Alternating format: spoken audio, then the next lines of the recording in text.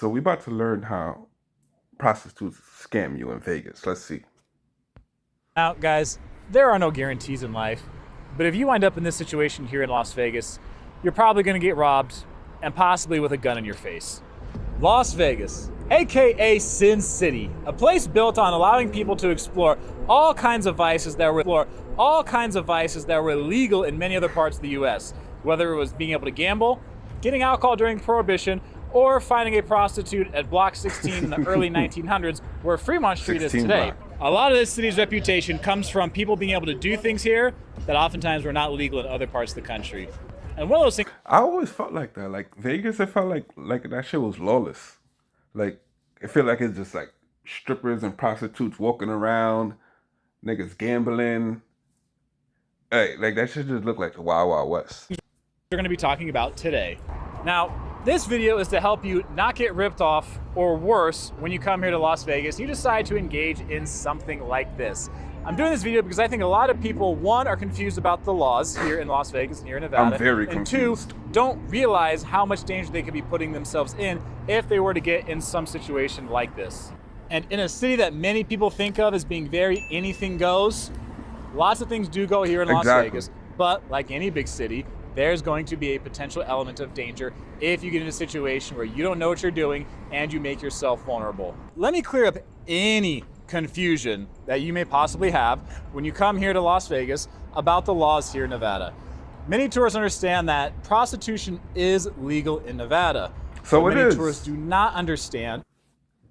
So, all right. So it is legal. You could just fucking buy that shit while you're walking down the block. You could just be like on your way to get a cheeseburger and be like, damn, her shit looking tight fat. I might need extra buns. Is that prostitution is not legal through all parts of Nevada. Now, here in the state of Nevada, we have 16 counties.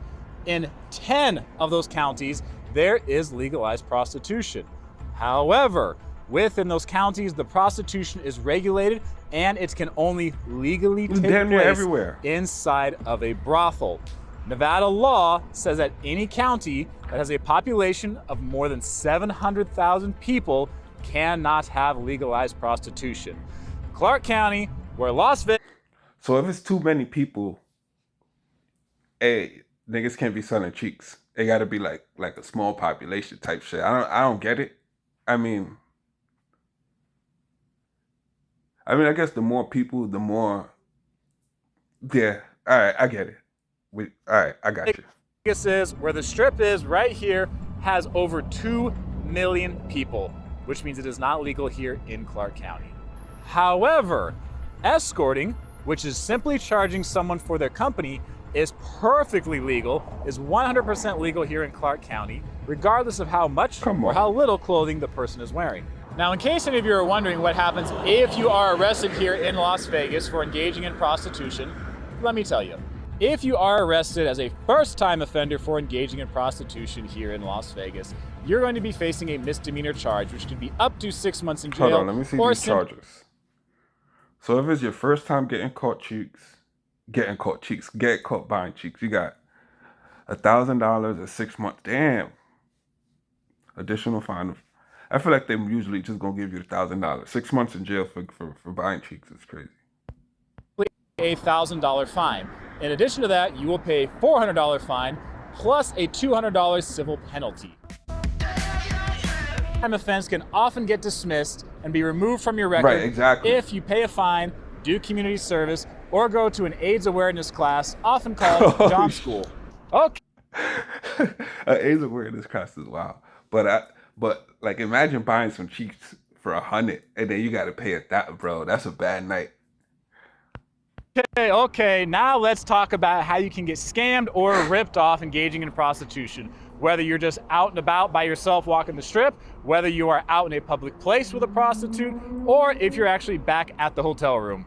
Now, the first way can happen to anyone, even if you're not out here trying to solicit. And this is pretty much everyday thievery that takes place here in Las Vegas and cities across the world. They getting niggas that ain't even trying to get no cheeks. Hold on. This is where you might be walking on the strip by yourself with a group. You talk to a group of prostitutes. They come, engage in conversation. There will usually be a group of them, 2, 3, or more. They'll talk with you, they'll chat with you, oftentimes show you some affection as well to try to grab your attention, while one of them takes your phone. I thought I was gonna say try to grab your meat. Takes your wallet or something like that, particularly out of your Oh, back some pocket, pickpocket shit. and then hands it off to another one who's walking around behind them. They hand it off to someone else, so that if you do Oh, so she act like she feeling on you type shit. And then they got you. notice it, they both show their hands, they say, hey, I don't have it, I don't know what you're talking about. But by that time, they've already handed it off to someone else, and they're off and walking away with your property. Now, the second way you get ripped off is if you are out in public together at a bar, a restaurant, a club, or something like that, and they decide to drug your drink. I've actually seen the aftermath of this specific scenario. This happened years ago at a club I was working at, where one male customer came in with 3 women that he had just met them on the strip. One guy by himself with 3 women he just met on the strip, came into the strip club where I was working at. The 4 of them sat down at one table, and surprisingly, one of the strippers actually joined them.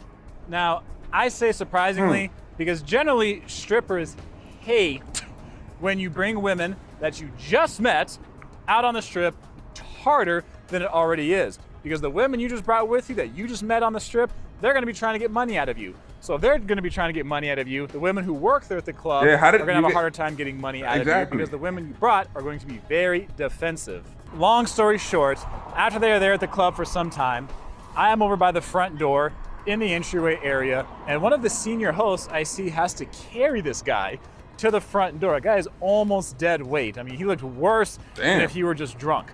So the host had to carry the guy because come to find out that the 3 women he came with not only drugged him in their drink, they also drugged the stripper that was at their table as well. Now, I don't know if they actually they tried to kill him and that's crazy. did rob the guy. The upper management took the case from there. Everybody died in this bitch. They handled the whole thing, but the only reason they're going to drug you like that is to simply rob you. That situation already ended badly for that guy, but fortunately he was in a place where there were employees and there were staff to actually look out for him. If that happens to you and there's no one around to look out for you, you put yourself in far more danger. The final 3 points we're going to talk about all involve you actually making it back to the room. Now, we're going to go over the best case scenario, we're going to go over a worst case scenario, and we're going to go over the worst case scenario. And all of these assume that you are staying at one of the major properties here on the strip. In this third scenario, you've already talked to her, you've already agreed to a certain amount, I told her to pull and up. you've agreed to go ahead and go back to your room. Oh no, Now, I told her how maybe you're much gonna and get then what to you pull bargained up. for, but if you are going to get robbed, your best case scenario, if you're going to get robbed in this, is that she tries to create some way to just take your wallet and run out of the room. Whether that's actually drugging you, like in the example earlier, or whether that's you go to the bathroom real quickly and she grabs. Hold on. The best case scenario is being drugged. I understand the best case scenario would be like, I mean, if anything had to happen, if they just take your wallet and leave, because you could just cancel your cards and hopefully your wallet ain't full. And then you good. But being drugged is one of the best things that could happen? What the fuck? Your wallet and runs out of the room. Anything along those lines where she tries to create a distraction is her trying to create an opportunity to just take your stuff and run. Say she runs out of there and you actually notice it right away, and she runs out down the hallway and you go run and you catch her. You're still probably screwed, because that's going to create a big scene in the casino. That's going to create a big scene in the hotel room areas. She's probably going to be screaming, making a scene. Other guests may come out of their rooms or just call security. When they show up, they're going to want to know what happened for their own incident report. And because they're going to want to know what happened, they're going to file a report on it. They could possibly wind up getting you ain't going to want to tell them what. These major casinos here in Las Vegas oftentimes have police on property. 24/7, they have police on property. So if they need someone, they can have them come and handle a situation like this. That's why I say this is probably the best case scenario, that all you lost were your credit cards, you lost your cash, you lost your ID, Come on, you lost see, your I'm wallet, thinking like but this all of nigga those gay. things can be replaced. The fourth situation we're going to be talking about right now is definitely the worst case You scenario. just cancel to be your in. cards, bro. This is where You shouldn't have more than like $100, $200 in your wallet. And then you just cancel your card, you good. You're already in Vegas, so you have it. and you make it back to your hotel room, but she texts somebody the room number you're in. So this could be her pimp, This could be several guys, and they wind up coming Hold up up. to your room, and you are not ready for it. In a scenario like this, understand that she may even make this a condition in order for the deal to go down and happen. She might say, well, hey, I won't go back to your room unless you tell me what room number you're in so that I can let my friends, my girlfriend, or whoever know that I am safe. Now, just think about this when you get to the room. If she doesn't say that, but you go to the room anyway, she's obviously going to be looking for the room number so that she can text that out to other people. So she can text it out to someone and let them know. Now, what you're gonna have to look out for is if she says something like, I need to text my friend, I need to text somebody, let them know I'm okay, let them know where I'm at. She might do that right in front of you. She might go to the bathroom, say, hey, I need a moment to get prepared, and then send the text out. Bro, I ain't gonna lie, I feel like I'm learning right now. Y'all see how I just sat up, gang? Hold on, my nigga. And if she does, the countdown has already started and you don't even know it. At this point, you're in a pretty vulnerable spot walking, bro. because you are totally unprepared, you are outnumbered, and you may have weapons pulled on you just to incentivize you to hand over your stuff even quicker. If there's one thing that is going to be your saving grace in a situation like this, it is that you are in one of these bigger properties here on the Strip, because the sheer size of it alone gives you a little bit of help, a little bit of an advantage to being able to notice if something like this is coming. These properties will oftentimes now be checking for room keys at the elevator. So if they don't have a room key, oftentimes they cannot get by the security to go ahead and get in the elevator. Even if they can get in the elevator and they're in there with you, hopefully you would notice that something seems a little out of place. Also, if you go up to the room, say you are going down the hallway, they came up in a separate elevator and they happen to get up there, just behind you, you're going down a really long hallway in some of these big properties here, and there's not a whole lot of place for people to hide if they are following you. They could try to sneak off, in front of someone else's door if you turn around, but the chance of them being able to actually do that, notice it, and time it are going to be difficult. So that long, narrow hallway you're walking down can actually help you if you hear something, you look behind you and you see, to give you a little bit of a clue that something bad might be about to happen. The fifth and final scenario I want to talk about is the absolute worst case scenario. And the whole reason I'm walking down this end of the Strip is to show you the exact type of place you don't want to end up at. Because it's the same situation as the two scenarios before, but this time you made the horrible decision to not go back to your room, but to go to a room that she said you guys should go back to go to a place that you can't she pull up controls. to her spot. Now, guys, there are There's no gonna be guarantees niggas in hopping life, out the but if you wind up in this situation here in Las kitchen Vegas, cabinets, you're probably going to get robbed, niggas gonna be and coming out possibly the with a gun in your pillowcases face. under the bed. Now, if you guys remember the video I did last year about the 5 sketchiest hotels, motels, places like that, video here on the channel. Yeah, bro, it's gonna be niggas popping out from under the bed, nigga. They that's crazy. Several of them are down here at the south end of the Strip. Now, there are places that are going to be sketchy, shady, give you kind of a bad vibe on the Strip, off the Strip, downtown, all over the area, big cities all across the world. That's nothing new. But these are the kinds of places you exactly don't want to end up going to in this scenario. The biggest reason I say that is because you look at the logistics of a small motel like this versus one of the major casinos, hotels and casinos over on the Strip. A lot of the things that can protect you over on the Strip and those big properties do not exist when you're at some small motel like this.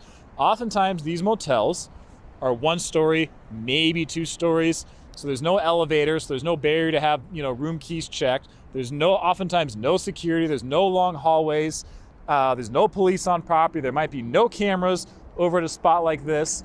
So when you come to a place like this, it's way easier to set someone up to get robbed, because they could be right here on the first floor, somebody could be waiting around the corner for you, or you go into the room and you have absolutely no idea who is inside there waiting for you. Yeah, you basically outside. Look, when you guys come here on vacation, you're gonna make your own decisions. You can do what you want to have fun and live your life the way you want while you're here. Now, any large tourist area is going to have its fair share of scams that people try to run on tourists. Sometimes those scams just to get money out of you. Sometimes they do involve a certain element of danger. But when you're here on vacation, enjoy yourself, have fun. But this video was just help you be able to be aware of some of these scams, some of the danger you could be putting yourself in because you either don't know the law or you think that something that you think is legal is actually not legal, and you wind up putting yourself in a lot of danger without knowing it. So come on vacation, enjoy yourself, stay safe. And with all that being said, go ahead and like this video, hit the subscribe button if you haven't done so yet. I hope you got some value out of it. Maybe low key, that was just all a bunch of shit that this nigga that went through. This nigga that went through a gang, but that was interesting though. I'll see ya.